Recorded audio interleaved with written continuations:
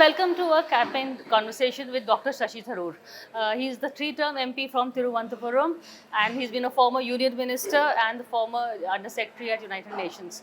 Welcome to this conversation. Hello Priya, how are you? Good to see you here. First of all, I must ask you, Thiruvananthapuram is the last legacy seat of the Congress. You know, with Amethi having fallen and Sonia Gandhi not contesting. It's actually not a legacy seat of the Congress. The two elections before me were won by the Communists. So it's a Shashi Tharoor legacy seat. I don't know if it's a legacy yet. I'm not quitting, so there's no legacy to pass on yet. I'm trying to fight to hold on to the seat. The last couple of elections, the BJP came second. So the Communists are the ones who have slipped in the Lok Sabha election. Though paradoxically, they do much better than us in the assembly elections. One of these curious phenomena. But that's because the Kerala voter understands that this election is about who's going to rule India. And the local assembly election is about much more local issues and who's going to control the state. So that's perhaps why. But the last two elections, the Communists came third, having held the seat earlier. The BJP came second, and I've been holding the fourth. So I'm hoping the same will continue this time. From what I've been seeing of the way the campaign has been evolving, I would say that we're looking at a repeat of 2019 rather than the period when the Communists were a major force to reckon with. Well, the BJP is taking this election very seriously. They fielded a very high-profile candidate against you, in terms of a current union minister. In fact, their candidate... Soon to be former, but that's soon to be former. Okay, that means I'm not getting an interview with Rajiv Chandrasekhar anytime soon. But in terms of, the campaign the BJP is running, they're saying if you elect Rajiv, you elect a union minister. If you vote for Shashi Tharoor, you're voting for an opposition MP. That's exactly their message. And it's a kind of message that appeals to some people in a capital city. Because there are people who like to be associated with power, who feel that asking a minister for certain favors will get guaranteed delivery, and so on. Their memories are short because the fact is not only did I do a lot when I was a minister, but I've continued doing a lot for a lot of people, even despite not being a minister, because fortunately I do continue to have some decent relations and influence in the government, both at the ministerial level and with the bureaucracy. And a lot of them have issues involving our embassies abroad or things like that, where somebody who can help them has helped them. That's namely me. So I do find it, somewhat more, shall we say, self-indulgent on their part to think that, they'll gain a minister this time. But there's also another miscalculation there, which is the BJP isn't coming back to power, and therefore they're not going to be forming the ministry. So whether they vote for this gentleman to be a minister or not, I'm not sure they're going to be getting one. That's the real challenge we have here, is in trying to wake people up to the fact that the old narrative the BJP was peddling of ab ki baar, 400 par and so on, was complete hype and propaganda, unconnected to reality, and that if anything, they're staring at losing their majority imminently. If you look at the basic facts, common sense tells you to begin with that in at least 9 to 11 states, they had already maxed out their potential in 2019 and they could only go down. I mean, in other words, 6 states where they won every single seat, 3 states, 3 states where they won one, they conceded only 1 seat. That was Madhya Pradesh, Karnataka and Bihar. 1 seat won by the Congress in each place.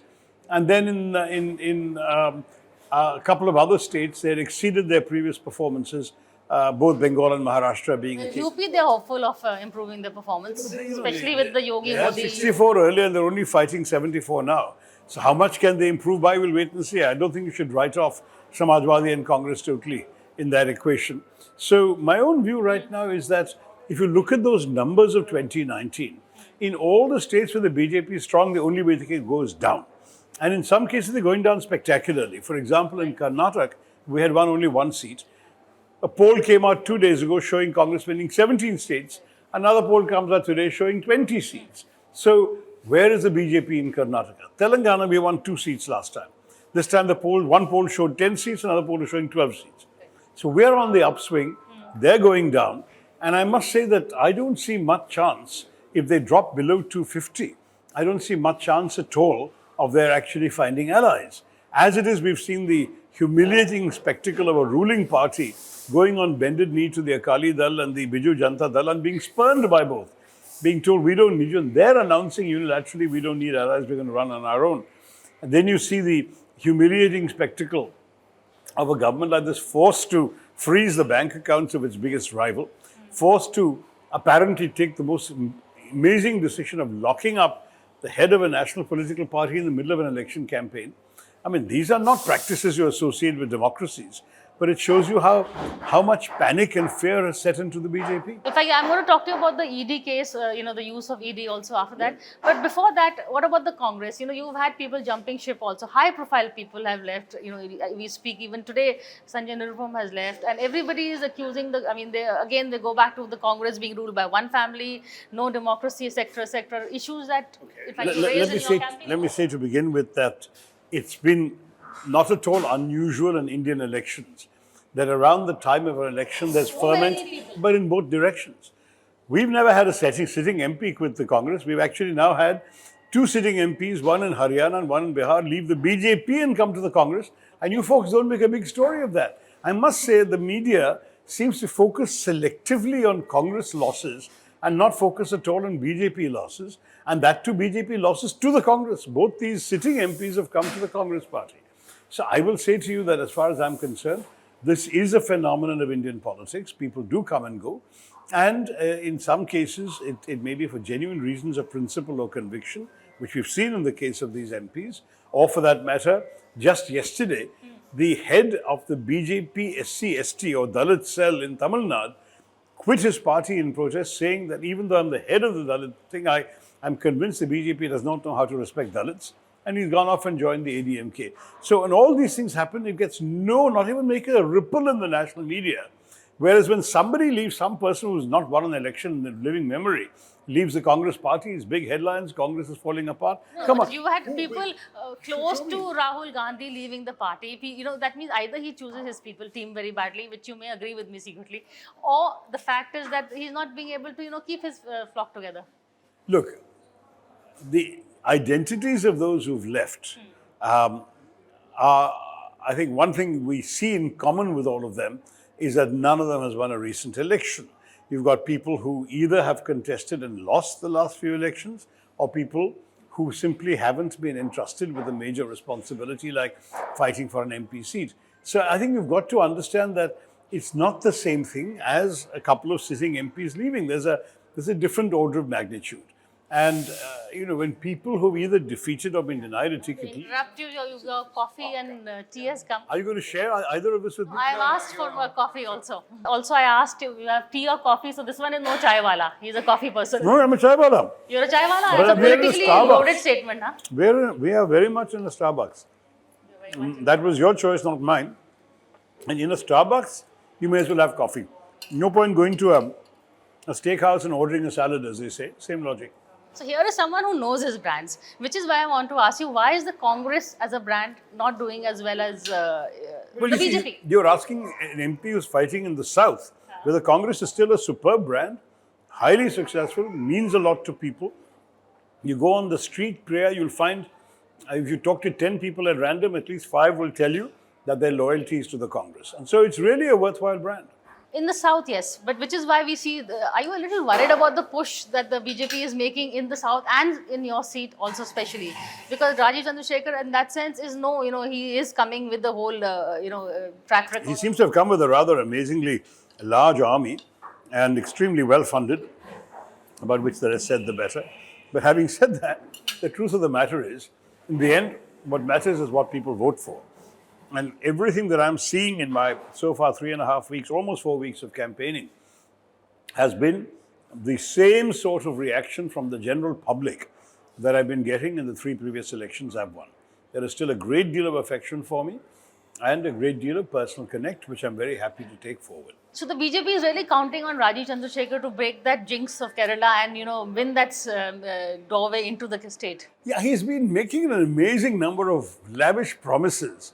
And claiming all sorts of incredible things that he's going to do for Trivandrum, many of which are not in the competence of an MP, they're the competence of the state government in some cases, and the competence of various ministries who have already given in writing in the Lok Sabha and in letters to me that they can't do it because they claim they don't have any funds to give the state to do the things that Rajiv is promising. But all that apart, there is a fundamental issue here, which is that it's all very well for him to make promises. But the BJP has made 3 promises to Kerala in the last 10 years, and they've broken all 3 of them. They promised an AIMS to Kerala. There is no AIMS in Kerala yet. They promised, in response to my request, the Ayush minister came here and promised a national university for Ayurveda. They finally established one in Gujarat. Then, again in response to my request, we have a National Institute for Speech and Hearing here, the only one in the country, which is for kids who can't speak and hear, for them to study in. That institute, the government promised in their official budget document of 2015-16 and in the budget speech that they would upgrade it to a national university of disability studies. I was thrilled. It was a wonderful, wonderful announcement, and that too on the floor of Parliament. After a year or two, they don't keep the promise. I keep reminding them. They go and establish this national university in the northeast. 3 promises, all 3 broken. And the fact is, on that basis, why should anyone in Kerala trust any promise made by the BJP? The BJP's track record is literally 0 in keeping their word to Kerala. So why should Keralites trust any promises made by a BJP candidate here? You know, you're facing 2 levels of opposition. One is from the state is also with the left, and the center is with the BJP. That's right. So it's been a rough few years when we've been in opposition in both places. But I've held my own, and I think I've got a few things done despite that. And we'll see how much more we can get done, because I certainly expect that we're going to change the government in Delhi in 2024, and we're going to change the government in Trivandrum, the state government, in 2026. So we'll have plenty of opportunities to set all that right, Priya. And you're having a lot of fun in your campaign, which is what I like. I've been following you today. You know, you were riding around in an auto today. You took a ride there, and then you've been meeting writers. You've been meeting different people, and there is, you know, it's not just politics. There's a lot of reaching out and connect that you have. Yeah, because, you know, the pure politics part of politics is something which is often very less satisfying. Tomorrow onwards, we start what we call the Paryarnam, which is in Hindi is the Paryatan. Get on an open vehicle and you travel, and every 200 meters or so you stop at some street corner, address a few people who've gathered there, receive some shawls from them, and you give some of them back, and that sort of stuff, and then you move on to the next stop. And you do 100 stops a day, and you have to shout yourself hoarse, giving your message, and you do that non-stop, because we have 7 assembly constituencies, 14 blocks. That's 14 days of Paryatan, and there'll inevitably be some extra spillovers into other days, because we'll have a time when, you know, somebody else comes to campaign for me, and therefore I go out with them and address a press conference or whatever, or accompany them somewhere. And because of all of that, we are looking at a situation where you're doing a lot of that conventional politics. So in the lead up to the campaign, I wanted to do some non-political things, which I have not always found the time to do. My first election campaign was 3 weeks flat. The last one, if I remember right, was 5 or possibly 6. This, from the day my candidacy was announced on the 10th of March, going on the 26th of April, is almost 7 weeks. And that means that I'm looking at the longest campaign of my 4 terms so far. So I said, let's use some of this time. I went to college campuses, which I've not always been able to do, because it started early enough that I was able to do it before the campuses all closed, 4 or after the exams. And I was able to meet lots of kids at random in, you know, physics students in their labs, students in the music school, students doing economics, people just wandering around the campus, philosophy students studying under a tree, you name it, I did all of the stuff. It was indeed a lot of fun engaging with people, telling them why I thought they should think of voting for me, and the exchanges were good. I went to one campus and there was an impromptu volleyball match going on amongst girls, by the way, and they asked me to play, so I had never played volleyball. I gave one of those whacks and it actually landed diagonally right in the corner where they couldn't hit it back, and suddenly I felt like a champion. You know? So all of this fun has also been part of the campaign. I was looking at your brochure, and what I find very interesting is this is really brand Shashi. I mean, you're fighting this campaign really on your identity. I think perhaps you are more popular than the Congress in the state over here. No, it's not so we much see a question. you know, we see you as a writer, we see your other accomplishments. So there is, it is the complete Shashi package, really. Well, I mean, the truth is that I've always tried to be more than just, you know, a regular politician, and that's my nature. I'm not a cookie cutter stereotype figure of any sort. And you got a lot of flack for that also. Exactly, and you've known that. And I haven't fit into the norm anywhere, but I felt that what I could bring to the Congress party and bring to politics was precisely my individuality. That here is somebody who thinks differently perhaps sometimes, speaks differently perhaps sometimes, but core values and principles are in sync with that of the party, and that's what the party should value, I hope, through my presence and my contribution. That's the spirit in which I've done it. So there have been a few rough moments when colleagues have not understood what I was saying or felt it was not part of their approved strategy. But I think on most substantive issues, we've stood together. And where I've had an issue, where I may have stepped aside, I've actually been vindicated. One example was once the state government had participated in the privatization of Trivandrum Airport and set up a company and bid for it and lost the bid. They then wanted to cancel the whole deal and say, no, we want the state to control the airport. And I said, that's wrong. I said, you could have easily told the central government you didn't want your airport to be part of this thing, and you could have continued running it, but that has severe limitations in terms of how much investment you can do and how much you can improve the quality of the airport to attract more airlines, which in turn attracts more investors to come in, etc. But now that you've played the game with the existing rules, tried to compete fairly and lost, you can't then say, no, I don't want to, I want to cancel the entire match. The match is over, you played, you lost. So I said, no, in that case, I stick with the decision. Somebody has won the tender fair and square, let's work with them and create a world-class airport in Thiruvananthapuram. And unfortunately, for me at that time, the Congress party supported the government. And there was a resolution passed in the assembly, and I was the sole dissident in the political world from either party. And I said, sorry, no, I didn't. I said, I'm just standing for the travelers of Trivandrum, for the principles behind this thing, that there was a fair tender, that you chose to participate in, and you should have.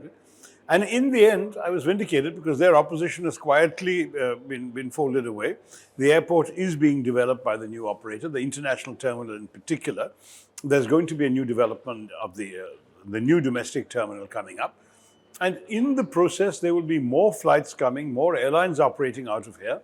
And then there'll be more success stories in attracting people to do business. I remember, for example, when I started talking to Tech Mahindra, one of the things that was an absolute roadblock for them was there were no direct flights from Pune to Trivandrum. So they said every trip one of our executives makes is going to have to involve an overnight minimum because there's no direct way from them to go here. So I started lobbying airlines. And indeed, I did persuade Indigo to start a Pune Trivandrum flight, but I have to admit they've scheduled at such an unseasonable hour, like 3 a.m. or 4 a.m. or something, that I'm not sure how many people are really keen on taking that flight. But nonetheless, Tech Mahindra has now opened a small presence, and I hope one day they will come up with a larger expansion as more flight options come. So a well-functioning airport is part of a larger ecosystem to encourage investment, which in turn generates jobs. And that's something we all need. This country is starved for jobs, Kerala in particular. See, the other thing that I was having a conversation with your opponent, and they said, look, Shashi Tharoor has always been promising a high court, to come to the capital here. Instead High court bench. High court bench, he says, stool bhi nahi aaya, bench chodo. That is what. That's a very clever thing to say, except for the fact that he knows perfectly well what the rules are. The settled jurisprudence in our country is that to get a high court bench, you need the consent of the Chief Justice of the High Court. I have spoken to every successive Chief Justice, barring the last one, because by now I've understood the game, it's not going to work. And the Chief Justice always says, look, I'm not an individual, I represent an institution, so I need the consent of all my fellow judges. And that consent has never been forthcoming. I even persuaded one Chief Justice, Manjula Chellur, to set up a committee to study the issue of judges. So she named a 3-judge committee, not a bench, to actually study and make a recommendation to her. And there was so much of disagreement within the 3-member group, there was no recommendation made, and then she went away. Now, this is the situation we've been facing. I then tried an alternative, which is I drafted a private member's bill, which I successfully introduced, saying that any state capital that doesn't have a High Court bench is entitled to one by law. So that would bypass the Chief Justice's objections. I then turned, by the way, it would not have caused any big headaches for the country because there are only 2 other places 2 other state capitals in the entire country which have no High Court bench. There is the state of Odisha, But Bhubaneswar and Cuttack are just 30 kilometers apart from each other. So there's no demand for a High Court bench in the capital. And the other one is Bhopal, but there are three, I think there's Indore, Jabalpur and Bhopal. I think that, I'm sorry, not Bhopal. There are three places where already have a High Court bench. So they don't really need one in Bhopal. Whereas here, not only is, because our connectivity is so bad, it's a 6.5-hour drive away to Kochi, and there's only one flight a day from the state capital. But also, the problem is that 80% of the cases before the High Court, according to one estimate, involve the state government on one side or the other. And that means there's a plethora of government officials traveling to Kochi, neglecting their work here, getting TADA to the tune of 5 crores a year in travel expenses, all because we don't have a bench in the capital. And still, the blessed judiciary is not prepared to concede one. And when I did this bill and went to the BJP government, I remember Ravi Shankar Prasad, my friend, was the law minister at the time. He said, no way we're going to support you. I said, why not? I said, your own party goes around pledging this every election. Every election, the BJP candidate says we'll bring a High Court bench. So why can't you support it? He said, because we know it would antagonize the judiciary. We don't want to offend the judiciary. End of story. Now, what am I going to do? The ball is back in the judiciary's court. Judiciary isn't cooperating.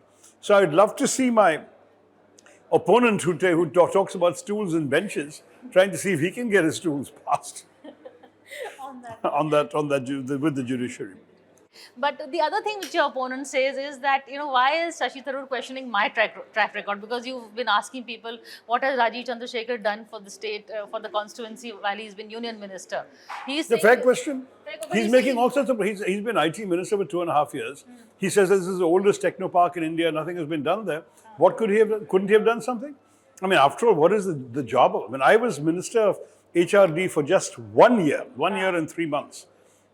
I brought a significant number of educational offices to Trivandrum. I brought the regional center of the CBSC, the regional center of the AICT. I brought 2 other, the regional center of the Kendra Vidyalaya. And the reason I did all this is because these were needed in this region, in this part of India. There was no office for these things. And there was no reason, it seemed to me, why people from Kerala had to travel all the way to Bangalore to get work done in any of these departments when you could have a regional office in Kerala. And so, as a minister, I took that decision, made it happen.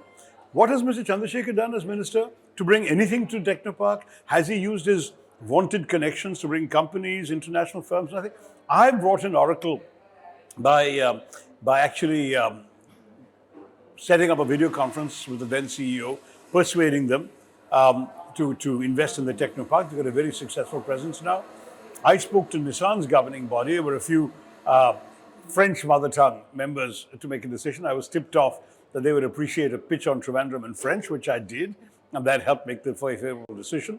As I mentioned Tech Mahindra earlier, I initiated the Taurus Downtown project, which is now Technopark Phase 3.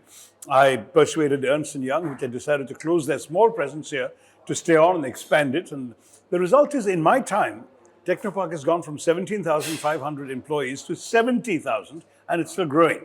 So it's not that I've been away from the Technopark and neglecting it. On the contrary, I've done a lot for it.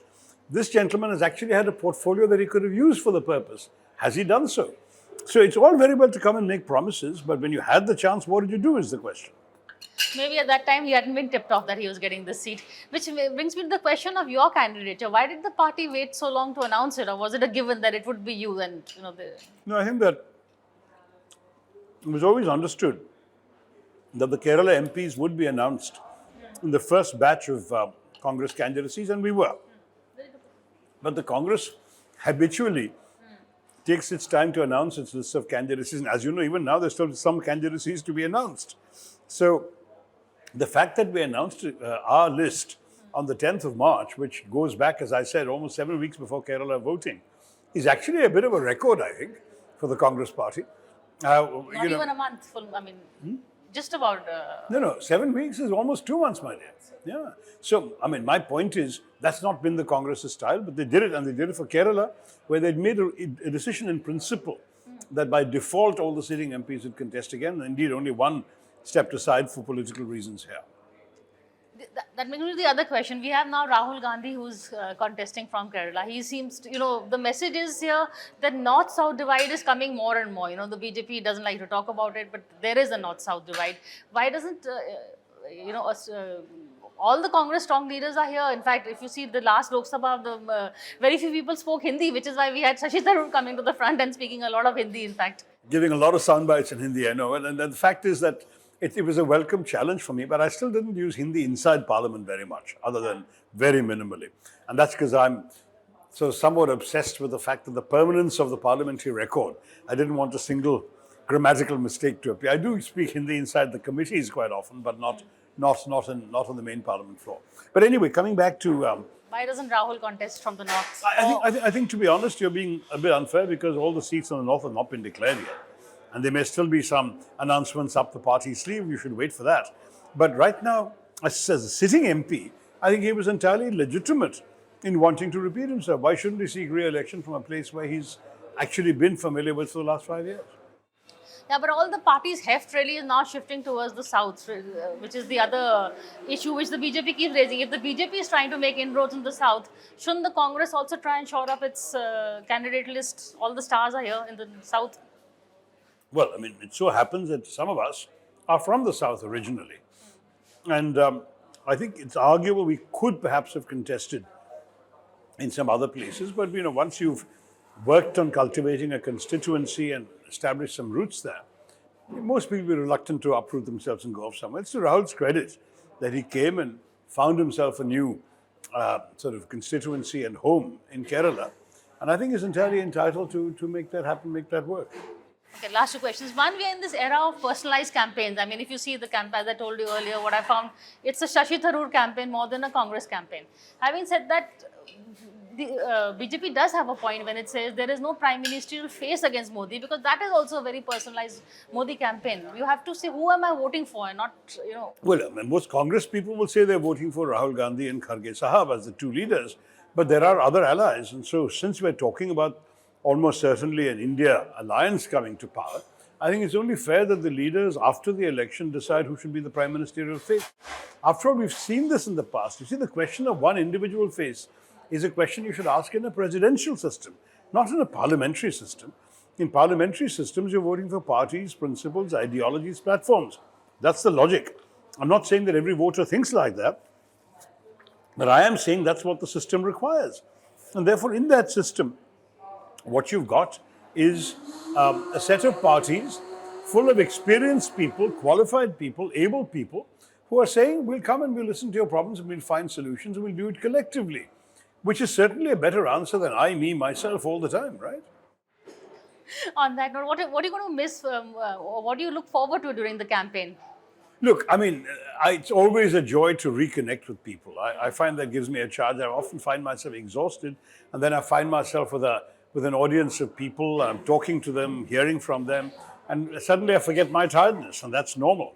Even though I'm no longer as young as I was 15 years ago, and I wasn't that young then, the truth is that gives me energy, and that's something I look forward to. I can't say that the very long days that loom ahead, from a very early start to a very late finish in these tours, the paryatans, the paryanams. I'm not saying that I look forward greatly to that, but it's one way of making sure you reach every corner of the constituency and remind people that you exist, that you want their votes and you care for them. That's the best we can do. And then we see how it goes. There are a couple of breaks in between, because we have both Eid and Vishu, which is our Hindu New Year here in Kerala. And both of those are before voting day. So there'll be 2 enforced breaks in the Paryatan. Normally, otherwise, you do 14 days on the trot, which can be quite exhausting. This way, there will be some breaks. And also, as I said, there will be some half day off or quarter day off when, say, if Rahul Gandhi comes to campaign or one of the headquarters people come, we'll take time aside. There's a possibility that DK Shivkumar might come from Karnataka and campaign for me, I was just turning to the phone because a confirmation's expected this evening, and if he's going to come, then that'll take a couple of hours off of Paryatan to be with him. Good, yeah, and frankly, he's popular in Kerala. So we need all these good wishes from people, and we're going to push those. Well, thank you, Shashi Tharoor. We leave you on a campaign high, at least a chocolate high. The chocolate high, and the campaign is still taking me higher with each passing day. Well, we'll come back again and celebrate. One more quick question. Someone said this is your last campaign. Is that correct? I said for the Lok Sabha, probably we will be right to bury the lead. You're giving me the best part at the end. No. You asked. So in an interview, I said, this is. I said two things. I said, first, it's probably time that I consider stepping aside for a younger person. Let somebody else have an opportunity. It's a challenging seat in the sense that you're right about this brand Shashi Tharoor thing. It does get me a certain percentage of votes over and above the core party vote, but the core party vote is still there, and somebody else should perhaps develop his or her brand in the region to go with that. But at the same time, I've also said never say never. And I said that, it's a classic in politics. My intention would be that this should be my last term as a Lok Sabha MP. There are possibly other challenges in politics, and there's possibly also a demand, if necessary, that I change my mind, which is why I say never. But this is my intention.